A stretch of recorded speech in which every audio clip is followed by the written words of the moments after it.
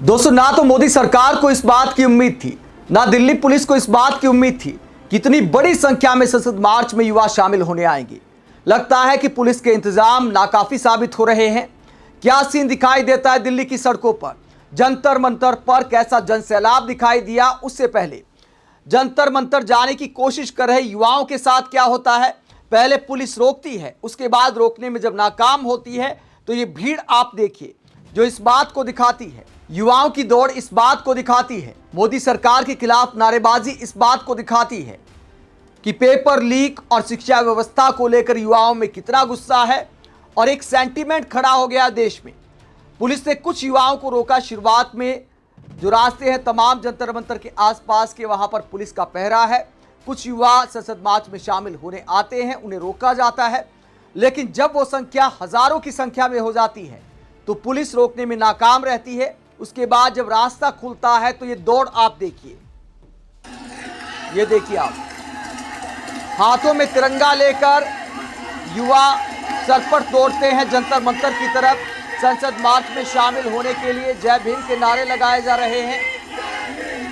कुछ युवाओं के हाथ में सोनक बांसुरी के पोस्टर दिखाई दे रहे हैं। आप ये वीडियो देखकर अंदाजा लगा सकते हैं कि संख्या कितनी है इन युवाओं की। ये सिर्फ एक सड़क का सीन है, बारिश हो रही है, लेकिन बारिश युवाओं का रास्ता रोकने में नाकाम है। दिल्ली पुलिस रास्ता रोकने में नाकाम साबित होती है। ये आप देखिए, युवा दौड़ते जा रहे हैं, लेकिन जहां तक आपकी नजर जाएगी सिर ही सिर आपको नजर आएंगे। जहां तक आप देखेंगे भीड़ ही भीड़ आपको नजर आएगी। और ये सिर्फ एक सड़क का सीन है। फिर मैं कहता हूं,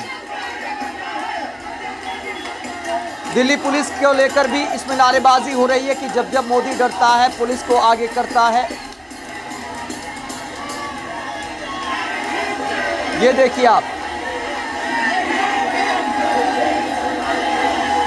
जिधर भी नजर आपकी जाएगी उधर ही भीड़ नजर आ रही है। तो आप समझ सकते हैं कितनी बड़ी तादाद में युवा संसद मार्च में पहुंचे हैं।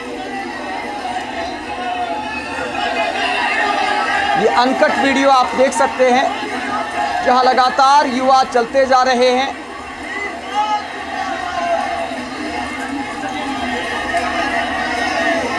तो ये भीड़ मजाक उड़ाने वालों को भी जवाब है। शुरुआत में जो मजाक उड़ाया गया कि 50 लोग आ रहे हैं, 100 लोग आ रहे हैं, इससे ज़्यादा तो मीडिया वाले हैं।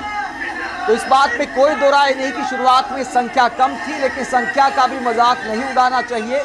अगर मुद्दा वास्तविक है, अगर मुद्दा सच्चा है, मोदी सरकार से सवाल करता है, जनता का मुद्दा है, तो चाहे 5 लोग प्रोटेस्ट करें या 50,000 प्रोटेस्ट करें, एक समान महत्व होता है। तो ये भीड़ इस बात को दिखाती है कि युवाओं में कितना गुस्सा है। ना पुलिस का डर है, ना सरकार का डर है।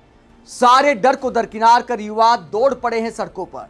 इसके अलावा जंतर मंतर पर क्या सीन दिखाई देता है, जंतर मंतर का सीन भी आपको दिखा देते हैं। सुबह 9 बजे से पहले का क्या सीन होता है, ये आप देखिए। 8:30 पर कोकरोच जनता पार्टी ने सीन दिखाए हैं जंतर मंतर के अंदर के और बाहर के। ये वीडियो आप देखिए, पहला वीडियो आप देखिए।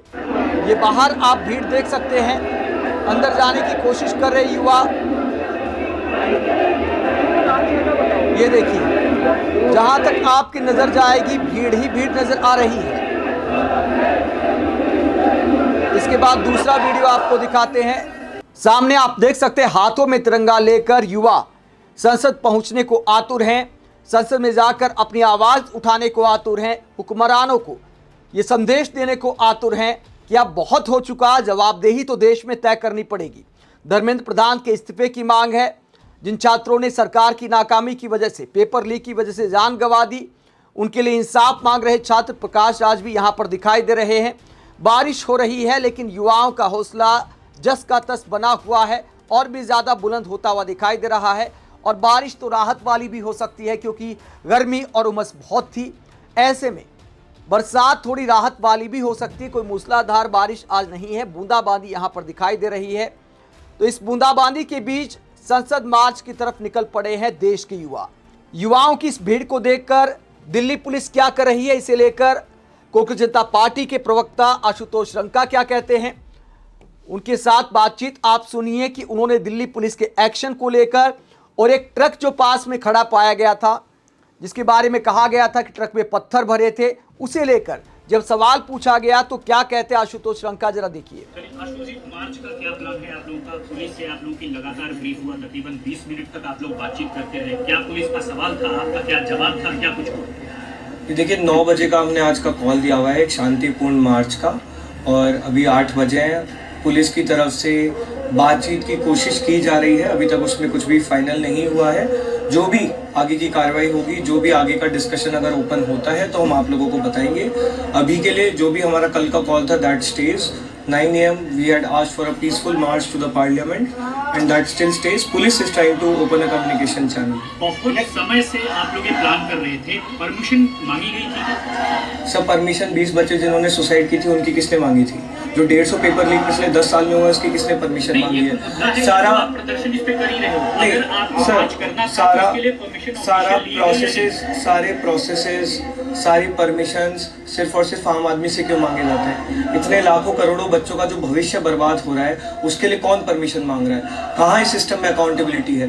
कहाँ ये सिस्टम खुद लॉ एंड ऑर्डर के तहत ऑपरेट कर रहा है? तो आप एक आम आदमी को तो सारे लॉ सारे प्रोसेसेस बता रहे हैं जो आपको बताना चाहिए, लेकिन आप खुद कितने प्रोसेसेस फॉलो कर रहे हैं, कितने रूल्स फॉलो कर रहे हैं, कभी अपने गिरबान में भी झांक कर देखिए। लेकिन आप लोगों ने ट्रक का वीडियो यहाँ पे डाला कि पत्थर वाला ट्रक आता, लेकिन पत्थर वाला ट्रक तो यहाँ स्टार्ट नहीं आया था। सर वीडियो हमने दिखाया ना, वीडियो AI से तो नहीं जनरेटेड है। पीछे वाली रोड पर एक ट्रक वहाँ पे दिखा था जिसमें पत्थर भरे हुए थे, आप वो वीडियो चेक कर लीजिए, उसके आप AI ऑथेंटिसिटी भी चेक कर लीजिए if it is fabricated.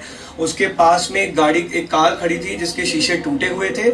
Exactly वही चीज हमने वीडियो में दिखाई और एग्जैक्टली वही चीज हमने बोली है। एंड इसी में ये भी हुआ था कि दिल्ली पुलिस ने वो वैन पकड़ा, हमारे सामने ही वो गए दौड़ते हुए कि वहाँ पे क्या है देखने के लिए। तो हमें ये नहीं पता कि किसने रखा, क्यों रखा, वो पुलिस को जांच करनी चाहिए। लेकिन ये लॉ एंड ऑर्डर सिचुएशन है, दिल्ली पुलिस हमें लॉ एंड ऑर्डर गिना रही है, लेकिन एक इतना वैन इतने सारे स्टोन्स के साथ यहाँ तक आ गया, वो कैसे हुआ? It's a big mistake and चूक on their part. Police communication open कर रही है, आप लोगों ने मार्च की बात कही है, तमाम सिक्योरिटीज आपने देखी है चारों तरफ, तो ऐसे में इस कम्युनिकेशन को करने का क्या नतीजा निकलेगा? आप लोग क्या एडमेंट हैं, पार्लियामेंट मार्च करेंगे? देखिए हम लोग तो कम्युनिकेशन चैनल डे 1 से चाह रहे थे कि ओपन हो, एंड जो लोकतंत्र है वो वैसे ही चलता है, डिस्कशन, डेलिब्रेशन, डिबेट से चलता है। हम लोगों ने डे 1 जब यहाँ पे हम लोगों ने सिट इन प्रोटेस्ट शुरू किया था, तभी पुलिस को 6 बजे का टाइम था, तब हम लोगों ने बोला था कि आप कम्युनिकेशन चैनल सरकार के साथ खोल दीजिए।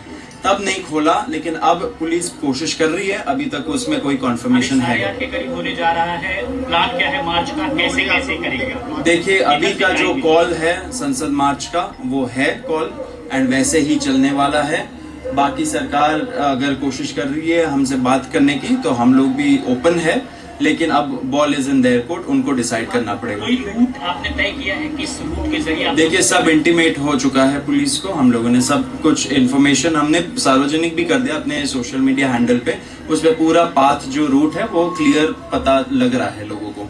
तो कांग्रेस जनता पार्टी के प्रवक्ता खुलासा करते हैं कि पुलिस ने बातचीत शुरू कर दी है, यानी पुलिस के तेवर यहां पर ढीले नजर आ रहे हैं। भीड़ को देखते हुए, युवाओं के सैलाब को देखते हुए सरकार पर दबाव बनता दिख रहा है, तो सरकार बातचीत की कोशिश भी करने लगी है। ये बातचीत इस बात को दिखाती है। वहीं अभिजीत दीपके क्या कहते हैं जब भारी भीड़ जुटती है संसद मार्च को लेकर, तो अभिजीत दीपके ने क्या कहा, जरा सुनिए।